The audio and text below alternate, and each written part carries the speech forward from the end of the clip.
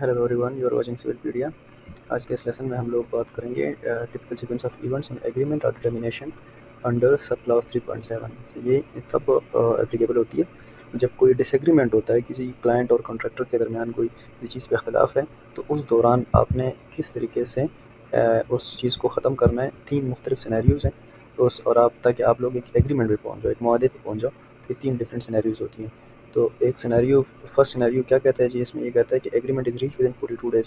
जब 42 दिन के अंदर अंदर कोई एग्रीमेंट हो जाता है, मुआहदा हो जाता है, वो किसी डिसीजन पे पहुंच जाते हैं। और इंजीनियर के जो नोटिस ऑफ एग्रीमेंट होता है, जब कोई मुआहदा रीच आउट दे, मतलब कि जब वो किसी एग्रीमेंट पे पहुंच जाते हैं, तो इंजीनियर उसके अगेंस्ट एक नोटिस ऑफ एग्रीमेंट इशू करता है। तो जब 42 दिन के अंदर कोई एग्रीमेंट हो जाता है और उसमें कोई गलती पाई जाती है, कोई एरर होता है in accordance with the contract, so मतलब कि कोई पार्टी कोई उसके अगेंस्ट लेटर इशू करती है कि भाई इसमें ये मसला है, उसको करेक्ट किया जाए, तो फिर उसको करेक्ट कर दिया जाता है। ये एक सिनेरियो है। दूसरा सिनेरियो ये है कि अगर कोई पार्टी दोनों पार्टीज़ के दरमियान कोई बातचीत चल रही है, किसी चीज़ के ऊपर कोई डिस्कशन हो रही है, और और इंजीनियर उसमें मीडिएट कर रहा है, तो वो 42 दिन के अंदर अंदर किसी डिसीजन पे नहीं पहुंचते। तो जब वो नहीं पहुंचते, तो वो अपना कंसेंट इंजीनियर को दे देते हैं कि भाई जी आप इसको रिजॉल्व करें अपने मतलब के नॉलेज के ऊपर, आप इसको देखें और एक एग्रीमेंट पे पहुंच जाए। तो वो फिर उसको एवेलुएट करता है और वो अपनी एक डिटर्मिनेशन निकालता है। और फिर अगर इन केस दूसरा सिनेरियो ये है कि उसमें अगर कोई एरर नहीं होता, तो ये सेकंड सिनेरियो होगा। और अगर उसमें कोई एरर पाया जाता है, जिस तरह ये सेकंड वाला हमने डिस्कस किया कि मतलब तो तीनों बैठे हुए डिस्कशन कर रहे हैं, किसी एग्रीमेंट पे नहीं पहुंचते, तो वो इंजीनियर को कहते हैं कि भाई जी आप इसको खुद ही देख लें। वो जब उसको डिटरमाइन करता है, वो उस डिसीजन अपनी दे देता है, तो फिर उसमें कोई एरर पाया जाता है, तो उसका क्या सिनेरियो होगा। तो ये 3 डिफरेंट सिनेरियोज़ हैं। पहला ये है कि engineer started performing his duties. Engineer को वो जो है वो अपनी ड्यूटी स्टार्ट की है उसने, उसको कहा जाता है कि भाई जी आप इसमें अपना डिटर्मिनेशन दें। तो वो कंसल्टेशन स्टार्ट कर देता है, क्लाइंट कंसल्टेंट के दरमियान के साथ बैठ के वो कंसल्टेशन स्टार्ट कर देता है। इसमें प्रोसीजर होता है, ये बाद में जाके हम लोग डिस्कस करेंगे। लेकिन 42 दिन के अंदर अंदर अगर वो किसी डिसीजन पे पहुंच जाते हैं, 3.71 के मुताबिक अगर वो किसी डिसीजन पे पहुंच जाते हैं 42 दिन के अंदर अंदर, 42 दिन से पहले पहले, देखिए 42 दिन इन्होंने यहाँ तक इसको मतलब कि ये स्केच में लेंथ थी वी एस ड्यूरेशन को।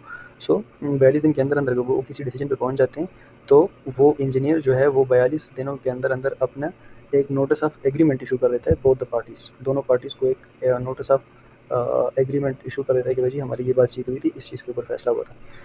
अगर इन केस 14 डेज़ के अंदर अंदर उसमें कोई मसला पाया जाता है, कोई कॉन्ट्रैक्ट के साथ कोई कॉन्ट्रडिक्ट कर रहा है या कोई भी मसला होता है, तो फिर क्या होता है, फिर वो एरर जो है वो आइडेंटिफाई होता है किसी भी पार्टी की तरफ से, जिसने भी उसको आइडेंटिफाई किया होता है, वो रिपोर्ट कर देते हैं। जब रिपोर्ट कर देते हैं, तो इंजीनियर ने 7 दिन के अंदर अंदर अपना एक करेक्टेड डिटर्मिनेशन ऑफ एग्रीमेंट वो इशू करना होता है।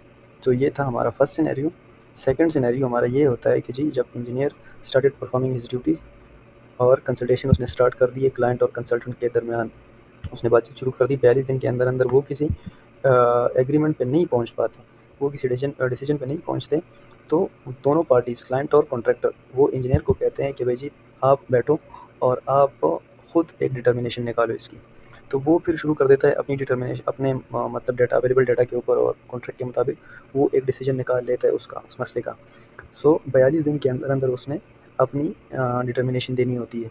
जब वो किसी रिज़ल्ट पे पहुंच जाता है, तो वो दोनों पार्टीज़ को एक नोटिस ऑफ एग्रीमेंट और डिटर्मिनेशन इशू कर देता है 3.72 के मुताबिक। जब उसने ये नोटिस इशू कर दिया, तो उसमें इन केस अगर कोई गलती नहीं आइडेंटिफाई हुई 14 दिन के अंदर अंदर, तो मतलब ये डिटर्मिनेशन बन जाएगी। मतलब ये कि दोनों पार्टीज इसमें एग्री है। अगर इन केस कोई पार्टी एग्री नहीं है, तो वो इस डेट से लेके 28 दिन तक वो नोटिस ऑफ डिससेटिस्फेक्शन इशू कर सकती है। फॉर एग्जांपल इंजीनियर की तरफ से उसको नोटिस ऑफ डिटर्मिनेशन आया है, और कोई भी पार्टी फॉर एग्जांपल कॉन्ट्रैक्टर नहीं एग्री उसके साथ, तो वो 28 दिन का उसके पास टाइम होता है, वो नोटिस ऑफ डिससेटिस्फेक्शन इशू कर देता है उस फैसले के अगेंस्ट। और फिर वो आगे फर्दर जाके कि मतलब आर्बिट्रेशन में या डैब जो भी प्रोसीजर होती है, उसके मुताबिक उसको सॉल्व कर सकते हैं। ये फिर फर्दर लेजिस्लेशन में चली जाती हैं चीज़ें।